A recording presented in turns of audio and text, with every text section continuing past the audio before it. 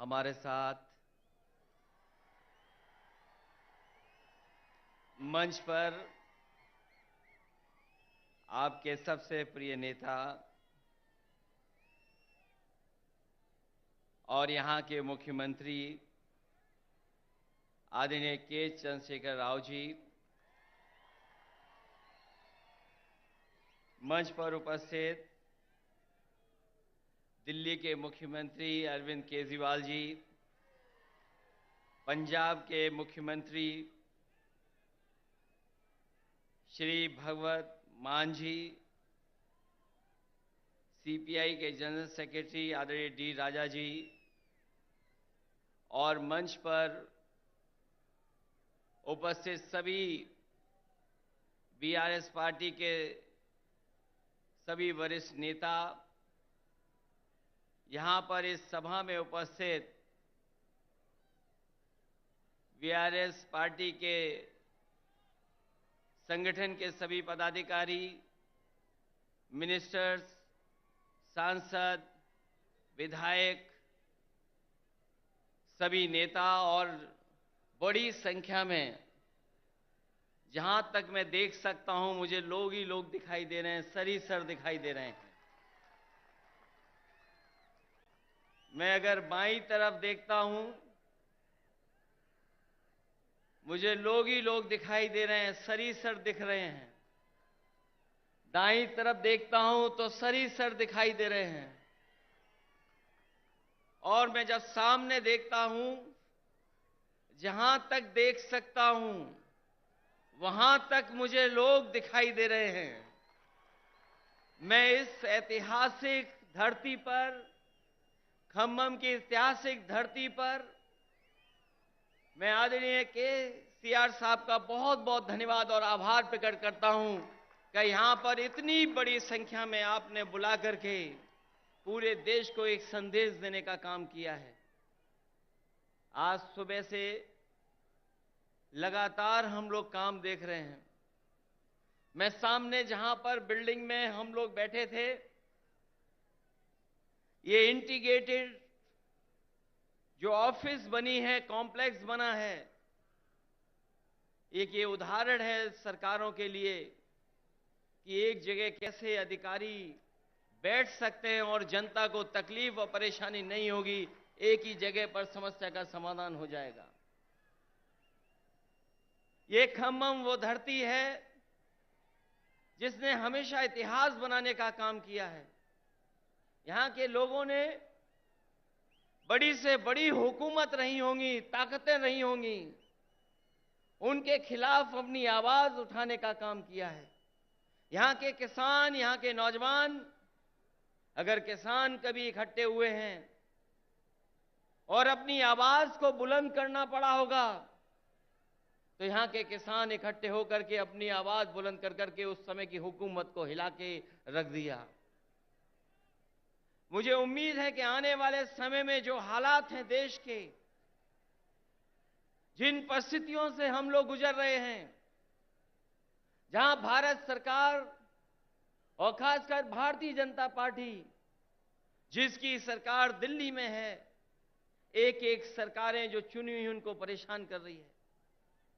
चाहे वो आपकी सरकार हो और चाहे आपके बीआरएस की पार्टी की सरकार हो, जो सहयोग और जो मदद और जो लोकतंत्र में सम्मान मिलना चाहिए वो सरकार सम्मान नहीं दे पा रही। समय समय पर रुकावट कैसे पैदा हो, नेताओं को कैसे परेशान किया जाए, उनके खिलाफ क्या साजिश की जाए, उनके विपक्ष के लोग जो उनके सामने खड़े होकर के सवाल पूछते हैं, उनको किस षड्यंत्र से उनको दबाया जाए, उनकी छवि कैसे खराब की जाए, ये भारतीय जनता पार्टी की सोची समझी थी रणनीति के तहत काम कर रहे हैं। जो संस्थाएं हमें न्याय देना चाहती हैं, जहां से हम न्याय के लिए पुकार सकते हैं, उन संस्थाओं को भी दबाव बनाने का काम अगर कोई कर रहा है तो भारतीय जनता पार्टी कर रही है। अभी कल ही भारतीय जनता पार्टी की मीटिंग खत्म हुई है और उन्होंने कहा कि 400 दिन बाकी हैं हमें तो लगता था कि ये सरकार तो वो है जो दावा करती थी कि हटेगी नहीं। अब तो वो स्वयं स्वीकार कर रही है कि अब 400 दिन हैं। जो सरकार अपने दिन गिनने लगे, जो सरकार अपने दिन बताने लगे, समझ लो ये 400 दिन बाद सरकार रुकने वाली नहीं है। अब तो 399 दिन बचे हैं।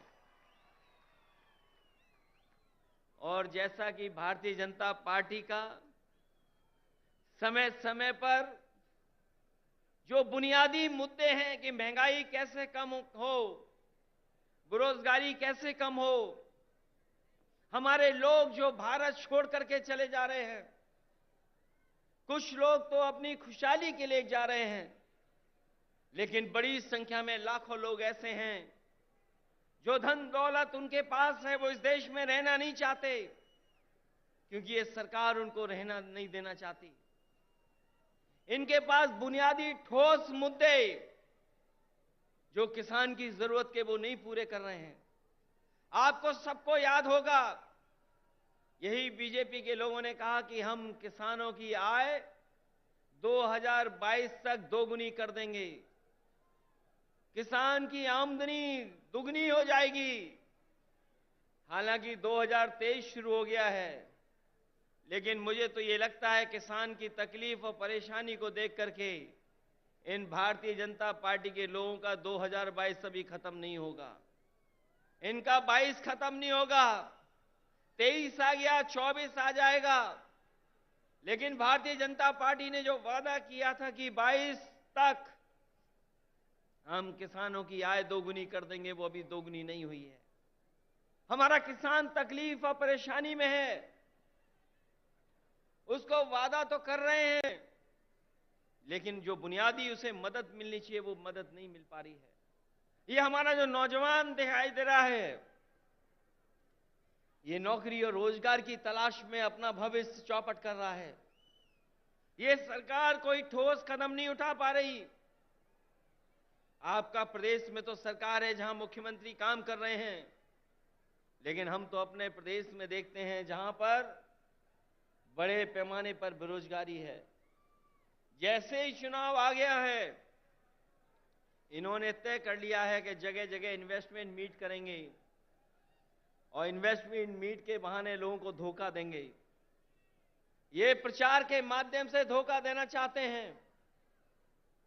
वैसे तो समय समय पर देश के लोग और देश के जो नेता होते हैं वो G20 की अध्यक्षता कर रहे हैं, लेकिन इस बार इन्हें मौका मिला है अध्यक्षता करने का। मुझे लगता है कि केवल चुनाव के लिए ही प्रचार करेंगे, उसमें कोई ठोस कदम नहीं उठाएंगे। इसलिए आज जब हम इतनी बड़ी संख्या में लोगों के सामने इकट्ठे हुए हैं, जहां मुझे लोग ही लोग दिखाई दे रहे हैं, उनके सामने मैं कह सकता हूं कि अगर तेलंगाना में सफाया हो रहा है बीजेपी का, तो उत्तर प्रदेश भी पीछे नहीं रहेगा। आप अपने प्रदेश से हटाइए, यूपी से हम लोग मिलकर के उनको हटाने का काम करेंगे। हम यूपी वाले यही जानते हैं कि जिन्हें प्रधानमंत्री बनना है वो उत्तर प्रदेश जरूर आते हैं। इसीलिए आपने देखा होगा गुजरात से उत्तर प्रदेश आए। अगर गुजरात से प्रधानमंत्री बन सकते होते तो शायद गुजरात को नहीं छोड़ते, लेकिन उत्तर प्रदेश के साथ जो धोखा हुआ है उसकी आप कल्पना नहीं कर सकते हैं। मां गंगा हमारी पूजा का, हमारी आस्था का, हमारी संस्कृति की स्थान है। एक पानी का जहाज चला करके, विलासिता का जहाज चला करके न जाने क्या सपने दिखा रही है सरकार। और जिस मां गंगा को साफ हो जाना चाहिए था, मां गंगा वैसी की वैसी है, नदी साफ नहीं है, नदी को साफ नहीं कर पाए। मुझे खुशी है इस बात की कि जब मैं मुख्यमंत्री था उस समय आपके मुख्यमंत्री जी ने एक फैसला लिया था कि यहां पर किसानों के खेत तक और घरों में पानी पीने का कैसे इंतजाम किया जाए। वो जो इंटीग्रेटेड इरिगेशन सिस्टम का आपने शुरुआत की, मैं आपको बधाई देता हूं और जनता को भी बधाई देता हूं, उनका धन्यवाद देता हूं कि आपके प्रदेश से शुरू हुई योजना, जहां पर खेत को पानी, घर में पानी का इंतजाम किया, वही तो भारत सरकार नकल कर रही है। जो आज भारत सरकार नकल कर रही है वो कहीं ना कहीं आपकी देन है। जिस सरकार ने एक उदाहरण पेश किया हो, और न केवल इरिगेशन में और भी क्षेत्रों में, मैं ऐसे सरकार के लोगों को बधाई देता हूं और खासकर मुख्यमंत्री जी को बधाई देता हूं। जहां इतना विकास हो रहा हो, वहीं भारतीय जनता पार्टी के लोग देश को पीछे ले जाना चाहते हैं। उनके मुद्दे, उनके फैसले हमें और आपको पीछे ले जा रहे हैं।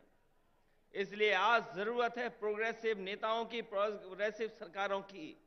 और मुझे उम्मीद है कि जिस तरीके से भारतीय जनता पार्टी ने देश को पीछे कर दिया है हर चीज में, हम सब मिलकर के जो मंच पर बैठे हैं और प्रदेशों में भी हैं, जो साथ मिलकर के काम करेंगे तो देश को एक नई सरकार भी और नए तरह का एक प्रोग्रेसिव एजेंडा देकर के देश को आगे ले जाने का काम करेंगे। मैं एक बार फिर बधाई देता हूं कि आपने जितना प्रचार करना चाहिए था, आपने भगवान विष्णु, उनके अवतार भगवान नरसिम्हा जी का जो मंदिर का निर्माण कराया, मैं आपको बधाई देता हूं।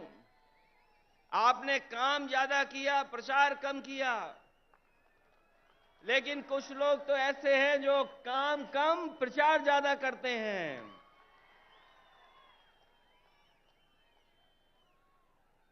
इसलिए जब अभी हम लोगों ने त्योहार भी मनाया है, हमारे यहां मकर संक्रांति का त्योहार तब मनाया जाता है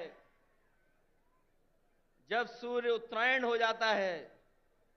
अगर हम मकर संक्रांति मनाते हैं तो देश में अलग अलग जगह अलग अलग त्योहार मनाते हैं। अगर सूर्य उत्तरायण हुआ है तो राजनीति दक्षिणायन चली गई है, और उत्तरायण से अगर कोई चीज शुरू हुई है और अगर दक्षिणायन राजनीति शुरू कर रहा है तो मुझे उम्मीद है कि आने वाले समय में बदलाव देश में आएगा और देश में एक नई सरकार होगी। ये भारतीय जनता पार्टी के लोग नहीं रहेंगे, क्योंकि इनके पास